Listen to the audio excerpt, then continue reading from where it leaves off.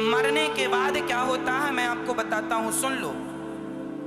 जब आदमी मरता है, नचिकेता ने यमराज से यही प्रश्न किया है। नचिकेता के पिता ने यज्ञ किया, यज्ञ में सबको दान दक्षिणा दी। तो नचिकेता छोटा सा बालक था, अपने पिता से बोला, पिताजी मुझे भी किसी को दो, बताओ आपने मुझे किसे दिया? आपने सबका दान किया, मेरा भी तो दान करो, बताओ मुझे किसे दिया? तो बार बार नचिकेता कहे, अरे बेटा क्या कह रहे हो, कोई बेटा को भी बाप देता है क्या ना? जब बार बार नचिकेता ने कहा तो पिता को गुस्सा आ गई, कहा जा मैंने तुझे यमराज को दिया।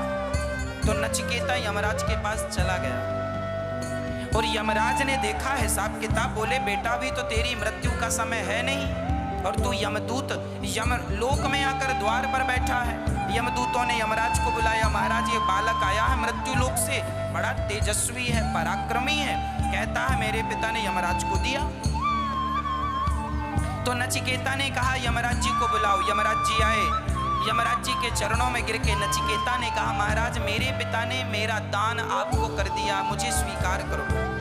यमराज जी ने हिसाब देखा, बेटा भी तेरी मौत नहीं आई, अभी तू मृत्यु लोक जा, जब आएगी तो हम खुद लेने आएंगे, तू अपने से आ गया, इतना शक्तिशाली है तू, अपने से यमदूत के पास यमराज के पास आ गया, चला जा यहाँ से।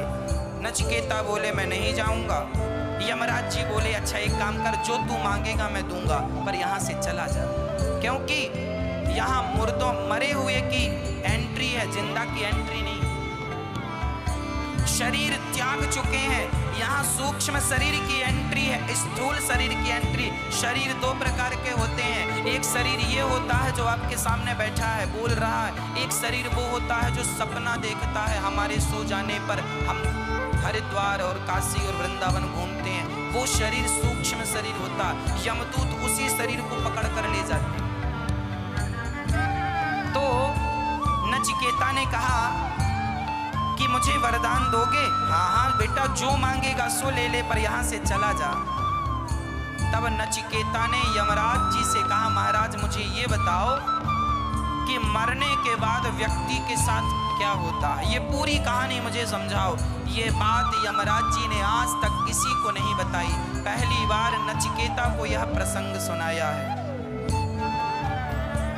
हमारे उपनिषदों में यह व्याख्याएं भरी पड़ी हैं। तब नचिकेता से यमराज ने कहा, सुनो, जब आदमी मरता है तो हम क्या करते हैं, हमारे यमदूत जाते हैं और उस आदमी को पकड़ कर लाते हैं जिसकी मृत्यु का समय नजदीक है, उसके गले में फांसी का फंदा डालते हैं और वह जीवात्मा को, छोटी सी जीवात्मा जिसे हम कहते हैं कि सूक्ष्म शरीर, उसी को पकड़ करके ये शरीर रह जाता है, यमदूत उसे पकड़ कर ले जाते हैं और वह पकड़ में आ जाता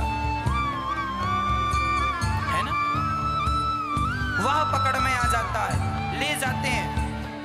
पुण्यात्मा होता है तो जरा संभाल कर ले जाते, पुण्यात्मा होता है तो उसके लिए बढ़िया व्यवस्था आती है, और पापी होता है तो घसीट कर ले जाते हैं। किसी ने भोजन दान दिया है तो उसे यमदूत भोजन भी कराते हुए ले जाते हैं, और भोजन नहीं दिया यमदूत दो कोड़े जमाते, चल भूख लगी है, जीव चिल्लाता है बड़ी भूख लगी, यमदूत तो कहीं होटल नजर आए तो जरा दो पराठे खवा दो। यमदूतों ने कहा, तूने कभी किसी को पराठे खवाया? तूने किसी को दो रोटियां दी? नहीं, बल्कि औरों की रोटियां तूने छीनी है, दो कोड़े मारा, चल। अरे पाँव में जलन हो रही है, जरा जूते चप्पल की दुकान में ले सो कहीं पहना दो। यमदूतों ने कहा, तूने कभी किसी को जूते चप्पल पहनाए? कथा सनने गया था तो दूसरे की पहन के आ गया था, चल एक कोड़ा मारा, चल यहां से। और चलते चलते जीव को यमराज के पास प्रेजेंट करते, खड़ा करते।